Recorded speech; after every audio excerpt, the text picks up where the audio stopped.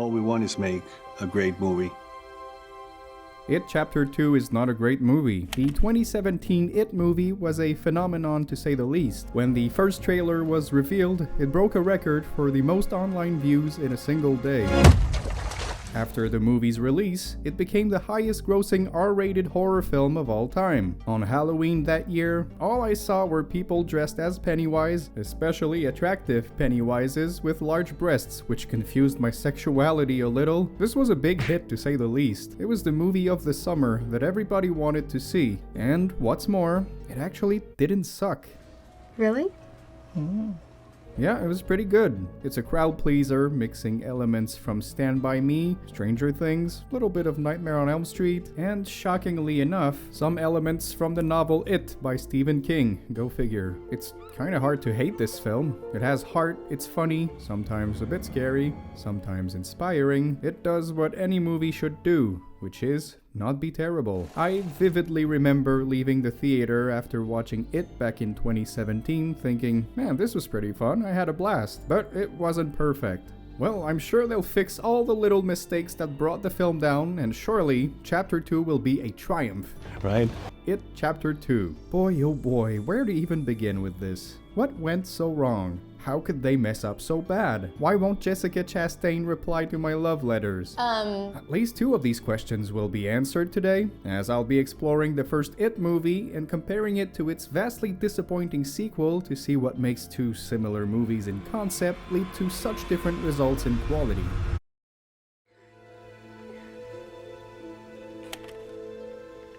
The characters and themes in It truly are the things that make this film so special and so beloved. Take a disturbing, spooky clown and put him in a badly written film with terrible characters. Sure, we might remember the clown, but not so much the movie.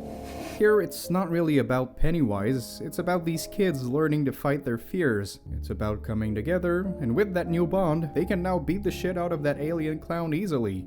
Now, the interesting thing here with this movie is that even if there wasn't a Pennywise trying to kill them, these kids would still have obstacles to overcome nonetheless. Life's a bitch. It's like trying to beat Melania in Elden Ring on level 1. No! Real life is scarier than any clown in the sewers, and It explores that very well. Bev has an abusive father, Bill is grieving the death of his brother, Eddie is controlled by his overly protective mom who turned him into a hypochondriac. Tell me about it. Mike is traumatized by a fire accident that killed both his parents. Stanley is pressured by his religious family for his bar mitzvah. I think that's where they cut off his dick. Ben is the new kid in town being bullied and lacking confidence. And Richie, well, he's Richie. It is just one of the obstacles they have to face. Even if you took the clown out of the equation, you'd still have a charming coming-of-age story with plenty of effective drama and effective humor. The message here is kind of all about friendship. Only by being there for one another and by trusting each other can these kids finally stand up against their fears and worries. It's kind of beautiful seeing how the source of Pennywise's strength, which is fear from the children, turns against him when they're no longer afraid. They have each other, and that scares It, you pussy. It's a wonderful way to defeat your movie villain, not by punching him for half an hour, but by overcoming your fears. And although this all sounds horribly cheesy when you say it out loud, it's all about the execution. Bev destroys her father's face with a toilet lid. Bill comes to terms with Georgie's death. Ben kisses Bev to save her, finally proving he's worth something. Eddie tells his mom to fuck off. And Richie? Well, he's Richie. You grow to care about these little pricks, and no matter your age, there's something to take away from that film. Alright, so then we get the long-awaited sequel, It Chapter 2. And what are the themes in that one? I don't know. The fucking clown gets defeated by insults. Mimic! What's that fucking clown? What is your message here? Bully your problems until they shrink and die? That's not how things work. Not only are these themes ambiguous, they also suck. For example, there's the Stanley character who, in the beginning of the film, after learning that Pennywise is back, commits suicide. It's fucking sad. It's a powerful scene, and it shows just how terrifying Pennywise is, to the point where you'd rather end your life than fight it. Okay, cool. But then at the end, in this sort of epilogue, everyone receives a letter from Stan, and it's this uplifting, heartwarming message saying that he knew he had to kill himself because he wouldn't be strong enough, and he knew that by doing that, they'd be able to defeat the clown, or something. I made the only logical move. I took myself off the board. What the fuck are you saying? Are you telling your audience that suicide is the solution to your problems? That's not true. We then get to Mike, who's kind of the main character of this film. Basically, everybody left Derry in their adult life, and they all forgot about what happened, because when you leave that town, there's a kind of spell that makes you forget. But Mike stayed there the whole time, and he knows that Pennywise is back, so he calls everyone to get them back to Derry. Hello. It's me. Just want to know if you're wearing panties. Thing is, Mike is kind of a piece of shit. First red flag, he only makes the gang remember Pennywise after they arrived in Derry and are now in imminent danger. Pennywise. Yeah, naturally everybody's pissed. Should have told us, Mikey. Well, okay, whatever, it's for a good reason, right? Mike wants to kill the clown before he murders more kids. Okay, I can kinda get behind that. Fine, what happens next? He drugs his friend. You drugged me? You drugged me? Oh boy, red flag. Well, again, it was for a good reason, right? It was to make Bill see the history of Pennywise and how to defeat him, right? So I guess that's a good thing, except, nope, last red flag. Turns out he just flat out lied to everybody again. You see, at the end, the gang does the ritual of Chud, just like people from hundreds of years ago did to stop Pennywise. So they do it, but it doesn't work. Is it working? Did we do it? Nope. How come? Well, it seems Mike forgot to mention that the last time people tried this ritual, it didn't work and they all died. Horribly, might I add. I guess somehow this time he thought it would work, but it doesn't. Silly little ritual didn't work. Everything that's happening is your fault, you gaslighting, lying motherfucker. Mikey, you lied to us again? He spends the whole movie lying to his friends and putting them in danger, knowing full well his little plan is not gonna work. So yeah, not a great character. Fuck! Fuck you, Mikey!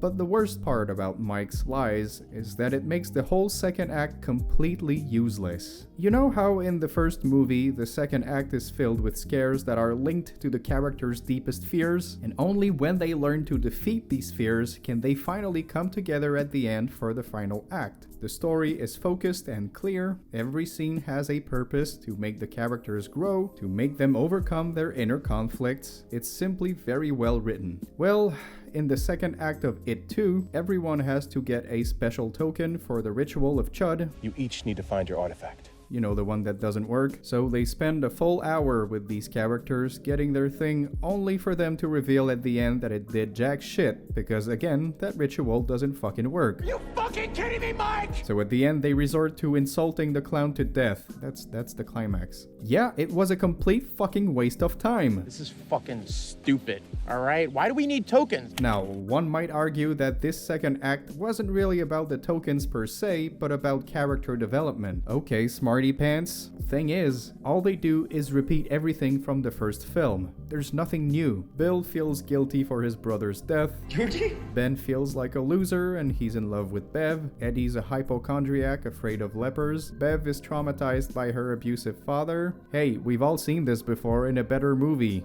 It's called It. What's more, most of these scenes don't even include the adult characters. They're just flashbacks with the kids. So that means that they don't even develop the adults, which are the stars of this film. They develop the kids, who already had their character arcs in the first movie. What is the point of this film? It focuses much less on internal conflict, growth, and interesting layered themes, and much more on, hey, we have to defeat Pennywise and have pointless jump scares here and there.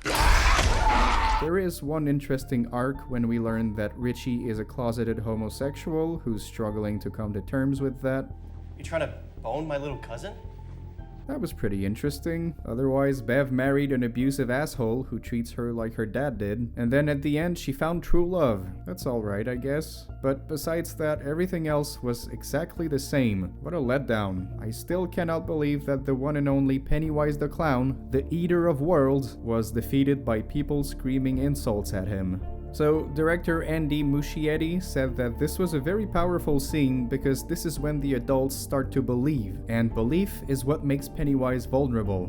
okay, at the end of the day, they're still insulting him to death. The characters and themes of It Chapter 2 were messy, to say the least. The film didn't have a specific direction. It was all over the place, with plenty of scenes making no goddamn sense and being confusing more than anything. You know, sometimes bigger isn't always better. Instead of exploring the harshness of being an adult, with all of the obstacles that come with it, God knows there's a lot of them, they opted to bring back the kids for cheap scares that bring nothing to the narrative. Moving on, let's talk about fear. Fear. Because I feel like that's where both movies fail the most. Of course, fear is subjective. What scares director Andy Muschietti might not scare me. That rhymed. The things that scare me might not work for you know, the majority of the people, but I know that there's like a big chunk of people that will understand. But I personally feel like whenever he's on the verge of perfection, he messes it up. Don't get me wrong, It Chapter 1 is a phenomenal coming-of-age story, but the one thing that doesn't work is that this is a scary movie and it's not scary. Let's get this out of the way though, we need to talk about Pennywise, because Lord Almighty, he's great. Bill Skarsgård's performance is nothing short of amazing. He brought a lot of physicality to the role. He's able to control every muscle in his face to make it all fucked up. I had kind of a lazy eye and I can like make it go. Oh god, stop it. And the way he delivers his lines is just unnerving. I'm not real enough for you. As I'm sure you'll all agree, the best scene of the film by far is the opening with Georgie. This stupid kid gets lured by Pennywise, the clown manipulates him to earn his trust and make him come closer. The tension builds, you're not sure what will happen or when it will happen. Bill Skarsgård acts the shit out of the scene. He's both genuinely friendly but also incredibly creepy, and then, when you least expect it, Need a hand? yeah, this is amazing. After Georgie's death, my expectations were through the roof. They perfectly understood how to crank up the tension and play with our fears. They showed just how evil Pennywise really is and what he's capable of. And the important thing about this scene is that the scary part isn't really when he bites the arm off. That's the icing on the cake. What's scary is the exchange leading up to it. That's what creeps everybody out. So yeah, that's what I had to say about Pennywise. Now, if the main villain of the film is so great and so scary, then why am I complaining? Well, because bitching on the internet is cheaper than therapy. But I'm also bitching because past that Georgie scene, they completely underutilized Pennywise. Bill Skarsgård is a great actor, but they don't let him act. Instead, every time he's on screen, he just runs towards the camera and a shitty jump scare. That's about half the scares of this film, the others being a poorly made CGI monster appearing out of nowhere. Ew, this looks so bad. Is it just me, or did she look better in this practical makeup? What the film needed is more horror scenes that use subtlety, like Pennywise talking to Georgie. There's also cool stuff like Bev's hair attacking her, followed by a river of upside down blood. Not necessarily subtle, but it's at least memorable imagery. Lastly, one of my favorite scare is just Pennywise in the background with his glowing eyes. That's the stuff that works, when the scare isn't shoved down your throat and is instead earned. It's all about the tension and the suspense. This is why I'm slightly disappointed with that first film, not because it's bad, I love it actually, but because it was this close to being perfect. All of that said though, this is a comparison video, and yeah, the first It had much better scares than It Chapter 2. I can't believe this was the weakest aspect and they made it even worse. In the first film, despite some of these scares not doing it for me, I can at least say they had a purpose. Bill gets haunted by Georgie, putting an emphasis on the guilt he feels of not having been there to save his brother. Bev gets attacked by her hair being a representation of the abuse from her father. Eddie is scared of lepers, so there's a leper. Stan is scared of this painting, so it comes to life, and it looks terrible. Richie's scared of clowns, just like me, so he gets trapped in a room filled with clowns. Mike is traumatized by the horrific death of his parents, so Pennywise makes him relive this scene. You get the point. Although the execution is sometimes disappointing for me, whether it be the epileptic clown running towards the camera or the unconvincing computer effects, these scares still are very significant to the plot. Pennywise knows these kids' deepest fears and he plays with them. It makes him completely vulnerable. It's not about a creature that attacks you, but it attacks attacks you with your worst fear. Again, this is why the only way they have of defeating it is by coming together and not being afraid for once. I love the ending when Pennywise gets the shit beaten out of him, and he keeps changing forms to the specific fears of each kid. This trick doesn't work anymore though, because they're all together now. See, it's not just about a cheap scare to startle the audience. No, the horror scenes are crucial to the story progression. They're crucial to the arc of our characters. They have meaning, you know? Scary? Maybe not always, but meaningful? Yeah, of course. When approaching the second film, the improvements were pretty damn obvious and simple. It's gonna be great. People love the clown. He's got the best scenes when they actually allow Bill to act instead of doing whatever the fuck this is.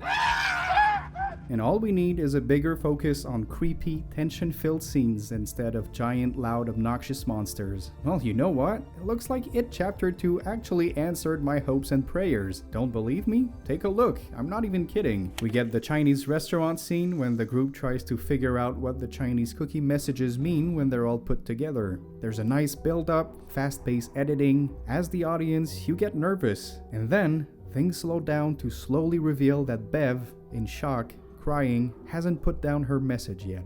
And only when she does do we understand that it's a message from Pennywise, letting the group know that Stan is dead. Awesome scene. Very effective. Cool, what else we got? Well then Bev goes to her old house where her father used to abuse her, and she finds this nice old lady, but ever so slowly, the granny gets increasingly creepier. Her body's all fucked up, she stares at Bev like a psycho, she even walks naked in the background. This is horrifying. What a great scene. Then Richie encounters the clown, and it's revealed that he's a closeted homosexual. I know your secret. Pennywise plays with that shame. He's taunting him while people in the background are creepily dancing. It's creepy and it adds layers to Richie's character. Awesome, okay, what else you got? Then there's one of the simplest but most effective scenes of the film, when Bill comes across the storm drain where his little brother was killed. No need for a grand theatrical spook show. No, Bill simply faces that dark, empty void, staring at this guilt that he's been facing all his life. It's a subtle, powerful moment. Let's keep going. After that, young Ben is hanging out with his crush, Beverly, and it's a very sweet scene. They seem a bit flirty, it's cute, until Bev starts calling him fat, gross, and disgusting. Again, the scary part isn't visually shown, but you feel it. The scariness of not being enough, of not being loved. Afterwards, Eddie goes down a creepy basement, not to fight a monster, but to confront his mother, who's been controlling him all his life. It's about personal conflict, not some stupid monster. You see where I'm getting at? It Chapter 2 managed to be much scarier and much more effective than the first film. Except, just like Mike, I lied. You lied to us again? That's not how the scenes go. I only kept parts of them. Yeah, here's how they actually end.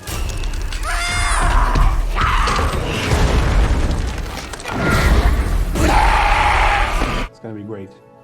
Oh, I didn't realize I was watching one of these Jack Black Goosebumps movies. Oh, wait, no. This really is It Chapter 2. It's not about a creature that attacks you, but it attacks you with your worst fear. Your worst fear, huh?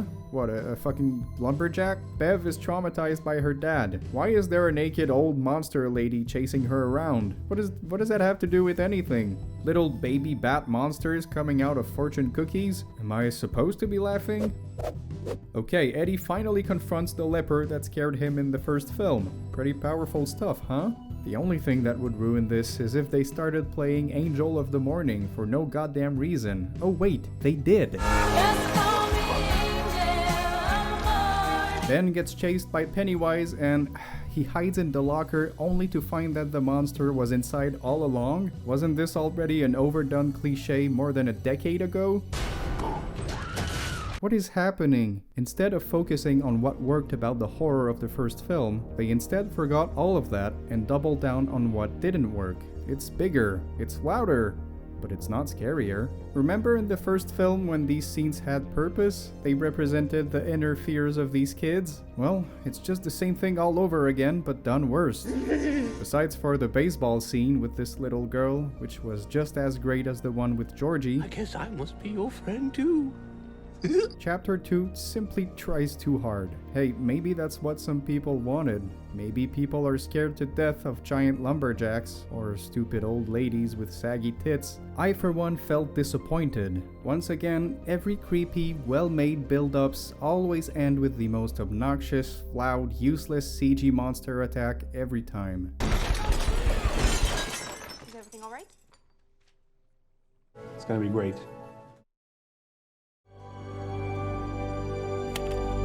To end on a positive note though, what Muschietti did so well with both movies is to show the darkness of human nature. Again, take out the clown, Shit. it would pretty much be just as scary. Abusive father figures, homophobia, bullies, another abusive dad here, why not? Controlling parents, adults ignoring the pain these kids are in. This representation of Derry is horrifying. It's a fucked up place to live. This is what Stephen King does so well. That's why the payoff, seeing these kids feel safe around one another, feels so satisfying. It's not the easiest thing to adapt into a movie, but this handsome man here did it very well. I think that, as hard as it is to watch that opening scene from It 2, it still remains one of the best scenes of these two films because it shows very well the darkness inside human nature. Good job on that. All in all, I've been awfully bitchy here, but that's not to say It Chapter 2 is the worst movie of all time. I felt incredibly disappointed by it, but I can still admire some of its great qualities, notably the acting, Fuck you. the